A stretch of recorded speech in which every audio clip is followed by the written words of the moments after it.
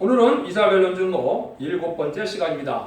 오늘 이사야 7장을 통하여 원수를 없애할 징조에 대해서 세계가 통일될 징조에 대해서 변론해 보도록 하겠습니다.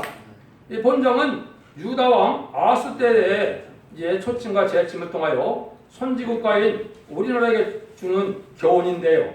재침 때 백성이 떨게 된다 이렇게 됐는데, 원수는 마귀 세력인데 마귀는 허락받은 마귀 세력이 바로 무신론의 공산당 세력인 것입니다. 그래서 공산당 세력이 멸망을 당할 때 하나님이 임마누엘의 역사로 승리하게 하시는 것으로 세계 통일한다는 그 말씀인데, 그 말씀을 본문을 통해서 변론해 보도록 하겠습니다.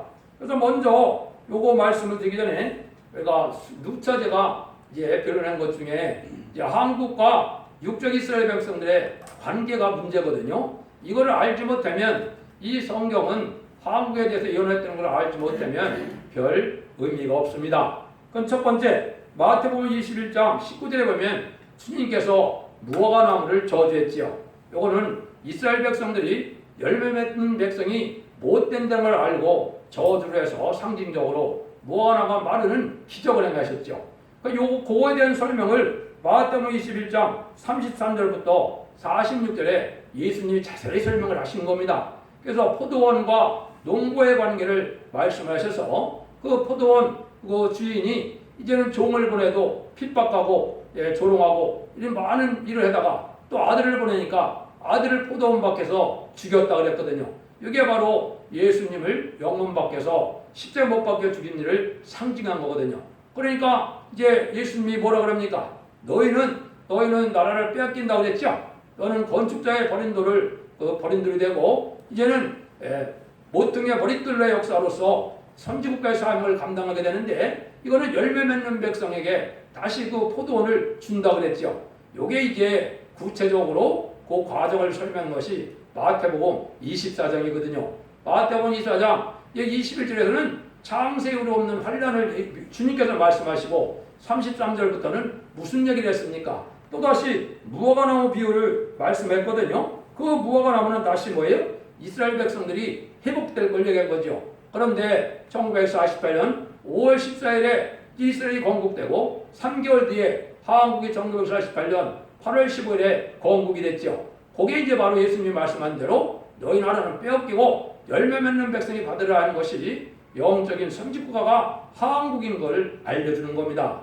그런 일들이 이루어질 것을 쭉 얘기해서 그 말씀을 뭐라 그럽니까? 이 세상에 다 이루어진다고 해서선 하느님이 주님께서 말씀하시기를 천지는 없어지겠지만은 내 말은 없어지지 않는다 이렇게 강조하셨죠. 그게 35절까지 내용이거든요. 그 일이 바로 뭐냐? 이 하느님의 종말의 역사가 1948년 시작이 되면 창세기로 없는 환란이 우리나라에 오게 되는데 심판의 환란이다 이 말이죠. 그 환란부터 아마겟돈까지 한 세대 안에 다 이루어진다는데, 그 한 세대는 7편 90편 10절에 인간종이 될 때 인간은 7, 80을 살 것을 예언했거든요. 그래서 70을 되면 2018년부터 2028년이 바로 종말의 역사일 때인데 지금이 그 시대에 지금 들어가 있는 겁니다. 그걸 감안해서 이 성경을 풀어야 이걸 하시고자 하는 말씀을 바로 알 수 있는 겁니다. 그러면 본문을 통해서 변론해 보도록 하겠습니다. 이것은 이제 1절 2절입니다. 우시아의 손자요 요담의 아들인 유다왕 아하스 때에 아람왕 르신과 르말리아 아들 이스라엘 왕 베가가 올라와서 예루살렘을 쳤으나 느기지 이치기 못하니라. 꼭이 다의 집에 고하여 가로되 아람이 에브라임과 동맹하였으므로 왕의 마음과 그의 백성의 마음이 삼림이 바람에 흔들림같이 흔들렸더라. 여기 보면 이제 먼저 예루살렘을 쳤다 그랬죠. 여기 이제 한국으로는 유교 동란을 얘기한 겁니다. 유교 동란에 한국을 쳤지만은 이기지 못했죠. 그러고 난 다음에 이 사람들이 뭘 했습니까? 1961년 7월 10일 날 조선 민주주의 공화국하고 충공하고 동맹을 맺었습니다. 이거 그랬죠? 동맹을 맺는다고 그랬죠? 동맹했으므로 다시 재침을 한다 이 말이거든요. 재침을 해서 이제 인간들이 이제 아주 떨게 된다 이 말이거든요. 이 재침의 환란이 값없다 그 말이거든요. 그 일들을 여기 한 거예요. 근데 아스 왕은 아시는 대로 이게 훌륭한 왕이 아니거든요. 믿음이 없는 왕이거든요.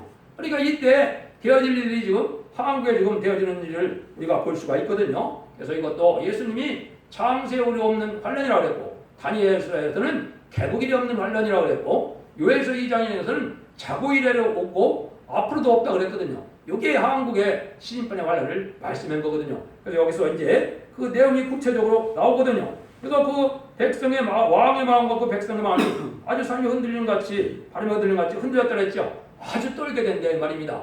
지금은 무기가 발달해서 전쟁이 일어나면 보통 일이 아니죠. 그것이 이제 여기에 잘 나타나는 겁니다. 그래서 그런 말씀을 통해서 하나님이 이제 하시고자 하는 뜻이 이루어지겠죠. 3절에서 9절입니다. 때에 여호와께서 이스라엘에게 이르시되 너와 네 아들 스알랴습은 온모스도 그 세탁자의 발 큰 길에 나가서 아스를 만나 그에게 이르기를 너는 상가며 정응하며 아람왕 르신과 르말레 아들이 심히 노할지라도 연기라는 두 부직갱이의 불과 그릇더기에 불과하니 두려워 말며 낙심치 말라. 아브라함과 이브라임의 왕과 르말레 아들이 악한 계론을 대적하여 이르기를 우리가 올라와 유다를 쳐서 그것을 고나게 하여 우리를 위하여 그것을 파하고 다볼의 아들을 그 주에 세워 왕을 삼자 하였으나 주 여호와의 말씀에 이 도모가 서지 못하며 이르지 못하리라. 대저 아람의 머리는 다메섹이요 다메섹의 머리는 르신이며 에브라의 머리는 사마리요 사마리의 머리는 르말레 아들이라도 65년 내에 에브라임 패하여 다시는 나라를 이르지 못하리라. 만일 너희가 믿지 않으면 정령이 굳게 서지 못하리라 하셨다라. 뭐 어려운 것 같아도 이거는 어려운 얘기는 아니거든요.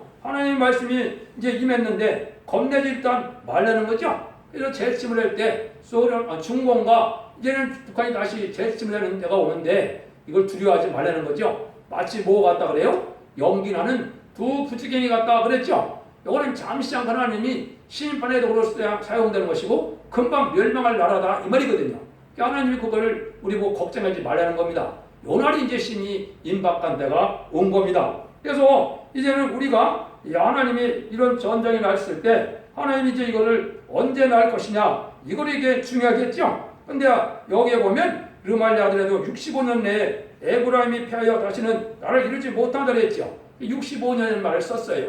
이게 아까 얘기했듯이 6.25가 끝난 다음에 중공과 이제 북한이 1960년 7월 11일 날 이 동맹을 맺었어요. 동맹을 맺어 다시 쳐들어오는 날짜죠. 그러니까 65년이니까 2026년이 되거든요. 근데 이걸 제가 인터넷에서 찾아보니까 이게 61년에 조약을 맺을 때 20년마다 이게 연장하도록 되어 있더라고요. 그런데 이제 2021년이면 또 끝나는데 중공에서는 더 이상 이걸 안 맺는다, 연장하지 않는다 이런 말이 지금 나온대요. 북한과의 관계가 나빠서 이런 걸 본다면 임박한 환란이 가깝다 이렇게 볼 수가 있거든요.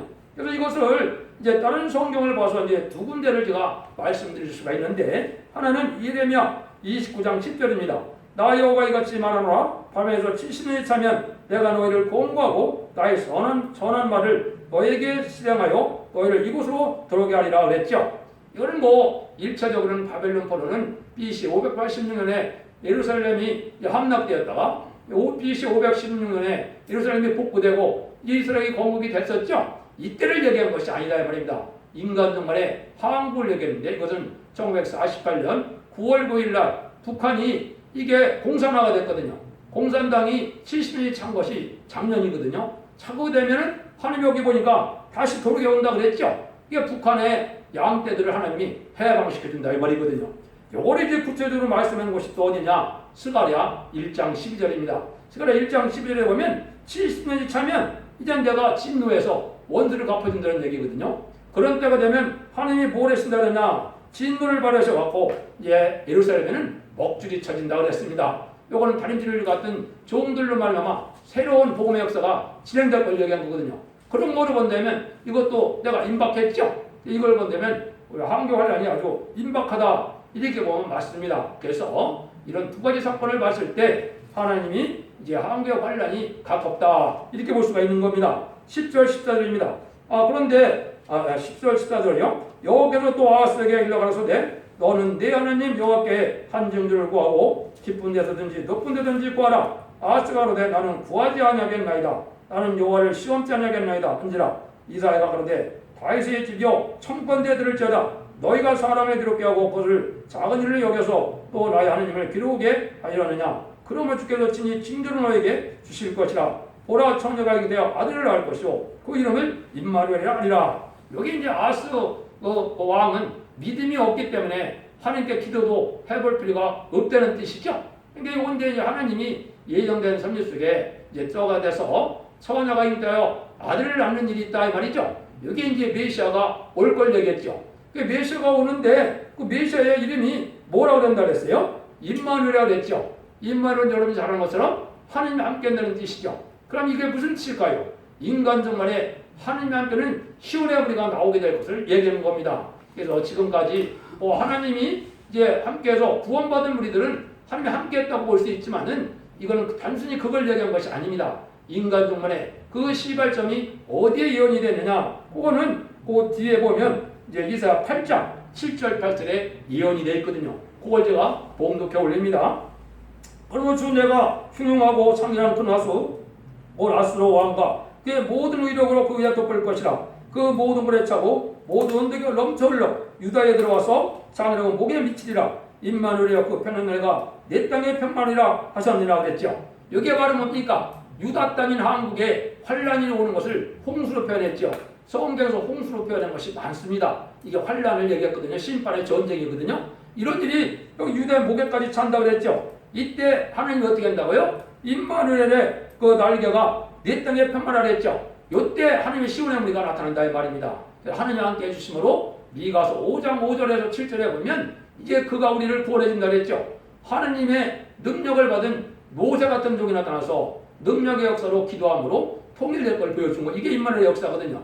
그게 이제 구체적인 것이 요엘서 2장 18절에서 20절이거든요. 그때 한국에 통일될 것을 얘기했는데 통일되는 방법은 인간의 인간으로 수단으로 되는 것이 아니고 하나님의 능력의 역사가 임하는 종을 통해서 한다 이 말입니다. 이게 임마누엘의 역사가 시작되는 겁니다.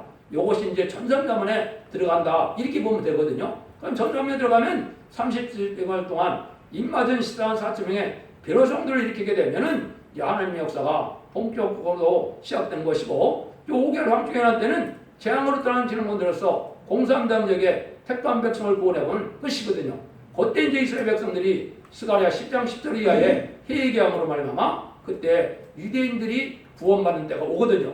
이런 역사가 진행되는 시점이 여기서 말하는 그 임마누엘이라 하는 건데, 이것은 뭐를 또 얘기하느냐? 예수님이 이 땅에 오신 것은 바로 뭡니까? 세계 통일해서 에덴을 회복시키는 왕국권을 해서 회개해서 오셨다는 뜻이 되는 겁니다. 그게 이제 그 뒤부터 하나님 말씀이 그렇거든요. 예수님이 제사로 들어온 것도 맞지만은 그거는 반쪽짜리 대답밖에 안 되는 것이죠. 예수님이 오신 것은 이 세상에 다윗 왕국, 그리스도의 왕국, 성전을 이루어서 예수님이 만왕의 왕으로 이 땅을 다스리러 오시는 거거든요. 그 일들을 이제 설명한 것이 15절 이하의 말씀입니다. 한번 보시죠. 예수님이 오셔서 이제는 임마누엘이 시작되면 그가 악을 버리고 손을 택할 줄 알 때 미쳐 버터와 꿀을 먹을 것이라고 했죠. 여기 보면 예수님이 선을 택할 줄 알 때 악을 버린다고 했죠. 이게 심판될 얘기하는군요. 심판의 역사를 할 때는 이제는 버터와 꿀을 먹는 날이 온다는 거죠. 요거는 새 시대가 온다 이 말이거든요. 에덴 동산을 회복시켜서 이제는 진짜 눈물, 고통, 질병장애 없고 부족이 없는 이러한 에덴 동산을 회복시켜주는 일을 한다는 거거든요. 그 일들이 이루어가기 위해서 예수님이 2000년 동안 지금 돌아가시고 난 다음에 은혜시대 역사가 있었던 거거든요. 그 일들을 이제 그 뒤에 16절 17절을 통해서 알려주는 것이죠. 이런 일들이 진행하시다가 이제는 아수르가 이제 서들어오게 되고 자본주의가 발달했다가 이때 심판하는 역사로 이 세상이 끝날이 올 것을 말씀한 거예요. 이게 이제 통일되는 과정이거든요. 그럼 16절 17절입니다. 대저 이 아이가 악을 버리고 선을 택할 줄 알기 전에 너의 미완 두 왕이 피한받으리라. 이 여호와께서 에브라임이 유다와를 떠날 때부터 당하여 보지 못할 날을 너와 내 백성에게 네 아비 집에 임하게 하시니 곧 아수르 왕이 오는 날이니라. 아수르는 지금 시대는 공산당을 뜻했거든요. 이 공산당이 이제 북한 공산당인데 이제 중공과 더불어 쳐들어오게 되죠. 이런 날이 오게 되면은 하나님이 이제 임마누엘 역사가 나타난다 이 말이죠. 근데 아까 얘기한 것처럼 두 부지경에 불과하기 때문에 잠시 한간으로 쓰고 이 자리 곧 멸망한다 이 말이죠. 그런 일을 지금 말씀한 것이죠. 그런데 그때 하나님의 역사가 이제 진행되면서 여기에 이제 아까 3절에서 9절에 보면 이 사람들이 뭐를 하려고 그런다고 그랬습니까? 여기에 보면 그 아들을 왕을 세우려고 그랬다고 그랬죠? 아들 그 에브라임 왕과 르말리의 아들이 악한 길을 놓을 대적과 이르기를 우리가 올라가서 유다를 쳐서 그것을 고나게 하시고 우리를 위하여 그걸 파하고 다블의 아들 그 주위에 세워 왕을 삼고자 하나 이루어지지 않는다 그랬죠. 이게 이제 우리나라 좌파 정권이 들어서부터 어떤 일이 벌어졌습니까? 그전에는 김정일, 지금은 김정은을 통하여 통일 대통령을 삼고자 하는 것이 이 마귀 세력들이거든요. 이런 일이 이루어진다 이것이 결국은 이루어진다고요? 안 이루어진다 이 말입니다.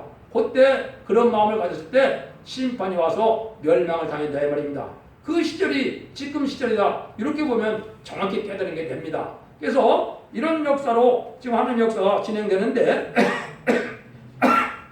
아수르 왕이 쳐들어올 때 됐다는 이야기를 미가서 5절에서 7절에 보면 아수르가 우리 지경을 밟을 때 그가 우리의 구원이 되어준다 그랬거든요.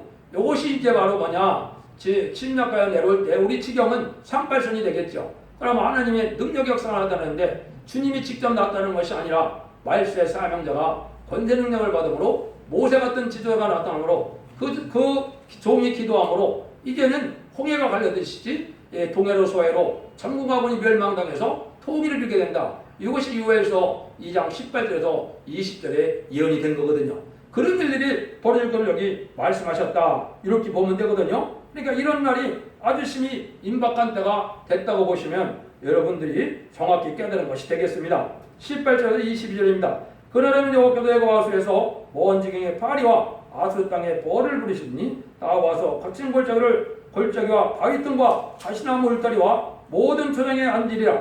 그날에는 주께서 하수 저편에서 세내온 삭도 곧 아수르 왕으로 네 백성의 머리털과 발털을 미실 것이요 수염도 깎으시리라. 그날에는 사람이 한 어린 염소와 두 양을 기르니 그 내는 것이 많으므로 버터를 먹을 것이라. 무릇 그 땅 가운데 남아있는 자는 버터를 먹으리라. 그냥 상징적으로 먼 지경의 파리와 이제는 아수르 땅의 벌이라고 했죠. 먼 지경의 파리는 자본주의에서 뜻하는 겁니다. 자본주의는 물질이 풍부하다 보면 어떻게 됩니까? 부패되죠. 파리는 부패의 상징이거든요. 근데 여기 보니까 또 아수르 땅에 벌을 부른다고 그랬죠. 아수르 땅의 벌은 뭐 어떻게 됐습니까? 이건 공산당을 뜻했거든요. 이 공산당이긴데 뭐가 같다는 겁니까? 삭도가 같다는 거죠. 삭도가 면도칸이죠. 이 삭도를 통해서 뭘 한다니까? 머리털과 발털을 민다는 거죠. 수치를 당한다 이 말이거든요. 그러니까 공산당을 들어서 부패 타락한 이 세력들을 멸망시키는 일을 한다 이 말이거든요. 그 일이 끝나서 그것이 회복되면 뭐가 된다고요? 여기 보니까 양 한 사람이 한 어린 양소와 두 양을 기른다고 했죠. 이것이 에덴동으로 회복돼서 풍부한 새 시대가 온다 이 말이거든요. 그러니까 양국의 환란이 와서 환란이 수습되는 과정에 말세제명자가 쓰임받고 말세자가 쓰임받아서 이 땅을 이제 평정했을 때는 이제 한국은 선진국가 돼서 열방의 재물이 이라 60장까지 들어오고 이제 새시대 축을 누리는 일이 되고 선진국의 삶을 감당하는 때가 오는 거거든요. 선진국의 삶을 감당하는 것은 37개월 동안에 변화성들을 일으키는 역사거든요. 그런 일들이 여기 진행될 것이다. 그리고 우리에게 알려준 거다 이 말이거든요. 이런 일들이 이루어질 때 이 세상은 바로 어떤 일이 되느냐. 그 23절 25절이거든요. 그날에 천주의 을천개에 가지되는 포도나무가 있던 곳마다 진려왕국이 날 것이라. 온 땅에 진려왕국이 있으므로 살과를 가지고 그리로 갈 것이요 보습으로 갈던 산에도 진려왕국이 까닭에 두려워서 그리로 가지 못할 것이요 그 땅은 소를 놓으며 양에 받는 것이 되리라. 여기에 이제 온 땅에 황폐되는 환란이 오는데 이때 특징이 뭐라는 겁니까? 여기에 보니까 그날에 천주의 일천개까지 되는 포도나무라고 했죠. 이걸 말은 뭡니까? 기독교인이 부패돼서 아주 가치가 없다 이 말이거든. 왜 기독교인들이 그렇게 됐습니까? 속화되고 부패돼서 마귀의 도구가 됐다 이 말입니다. 그게 바로 뭐예요? 진료와 형국이 됐다 이 말입니다. 진료 형국이 됐으니까 심령이 온유하고 겸손하고 부드럽고 너그럽고 사랑이 넘쳐야 되는데 완악하고 강박해서 욕심만 많고 탐욕만 많고 속화되고 이런 자들이니까 이게 가치가 있습니까? 없습니까? 큰 교회가 지금 그렇다 이 말입니다. 그거 다 멸망한다 이 말이거든요. 그런 날이 심판날이다. 지금 교회를 두고 하시는 말씀이 그렇게 여기 예언을 한 겁니다. 그래서 아주 황폐된다 이 말이죠. 황폐가 되면 뭐가 된다는 거다 그랬습니까? 여기에 보니까 그 땅은 소를 놓고 양에 바른 곳이 되라 했죠. 이게 뭐예요? 짐승이나 사는 곳이 된다 이 말입니다. 화려하게 해서 교회가 거창하게 해놨지만은 이게 마귀의 도구가 돼서 음란해지고 부패해지고 또 이렇게 돼서 멸망할 때가 오게 되니까 그런 자들은 이제는 뭐예요? 결국은 이제 하나님이 이제는 촛대기를 통하여 알곡을 골라내게 되면은 알곡을 낸 성도들은 세계 축복들이지만 그렇지 못한 그 기독교인들, 들포도된 기독교인들은 그 이사야 5장 할 때 제가 말씀드렸죠. 들포도 기독교인이 됐을 때는 다 멸망한다 합니다. 근데 음란부패, 사치, 타락한 기독교인이 된다 이 말이거든요. 이게 값어치 없는 이런 포도나무거든요. 이것이 하나님의 예정된 하나님의 예정된 말씀이다 이 말이거든요. 그러니까 이걸 통해서 이제 뭡니까? 정한 때가 되면 아수르를 들었쓰는데 아수르는 북방세계 공산당인데 이거는 음란부패한 그 국민을 이제 심판하는 도구로 사용되고 그 공산당이 멸망하면 새 시대가 온다 이 말이거든요. 여기에 이제 한국은 남북전쟁으로 해서 그런 일이 일어나고 세계적인 것은 어떻게 됩니까? 3차 대계전이 일어나서 자본주가 심판을 받고 이제 후 3년 만에 진성의 패를 갖다가 진성에 뻗어본 자들이 이제는 후 3년 만에 끝나고 30일의 대제협정과 45일에 아마겟돈 전쟁에 다 멸망을 했는데 아마겟돈까지 살아남는 사람들이 누구라고요? 거짓 선지자와 짐승 세력이죠. 이 짐승 세력이 바로 후 3년 만에 수용 통치할 공산당 세력이 되는 겁니다. 그래서 공산당은 단지 그냥 인간의 세력이 아니고 마귀의 앞잡이고 마귀의 세력이고 마귀의 도구거든요. 여러분들이 그걸 지금 분별하지 못하니까 한국이 지금 어지러운 세대가 된 겁니다. 공산당을 좋아하고 공산당과 협상하고 공산당과 이제 협력하고 하는 자들은 이게 심판의 대상자에서 공산당 망할 때 같이 망하는 때거든요. 근데 그걸 통해 지금 알고와 중년을 가르는 시절이 지금인 것입니다. 여러분들이 이 말씀을 잘 분별하셔서 이제 말씀의 복음을 통하여 죽지 않고 살아가고 죽지 않고 변화를 승천하는 이러한 이제는 신앙을 가질 때가 된 거거든요. 이 변론이 나가는 것 자체가 바로 그런 때가 가까운 때라는 것을 우리가 말씀을 드릴 수 있는 거거든요. 여러분들이 잘 분별해줘서 이제는 신앙의 종류를 찾음으로 그러한 복락을 누리는 하나님께 마지막 사랑의 변론을 공부를 하시고 구원의 복을 누리는 성도들이 되어야 될 때가 온 것입니다. 결론만 말씀드리고 마치도록 하겠습니다. 이와 같이 아수르를 들었을 때 심판기의 북방대군은 강해져서 성대 권세를 박탈하고 필요없고 그렇지만은 이제는 임마누엘 역사가 승리함으로 새 시대가 온다. 임마누엘 역사는 하나님이 본격적으로 함께하는 시온의 무리라 이 말입니다. 이게 바로 뭐예요? 변화성들을 일으킬 시드란 4.0의 첫대교의 무리를 뜻한 겁니다. 첫대교의 무리가 시드란 4.0이 변화성전에서 이제는 왕국 부서지기 참여하고 이제는 백마땅 군대에서 아마겟돈 때 최종 승리함으로 새 시대가 온다 이 말이거든요. 이등전이 회복된다 이 말이거든요. 그러면 하나님의 뜻을 이 땅에 이룬 일이 1차적으로 완성되는 것이 지상의 천년 평화 왕국인 것입니다. 여러분도 이 진리 앞에 순종함으로 그 새 시대의 척을 누리는 복된 종들과 성도님이 다 되시기를 예수님으로 간절히 축원드립니다. 아멘.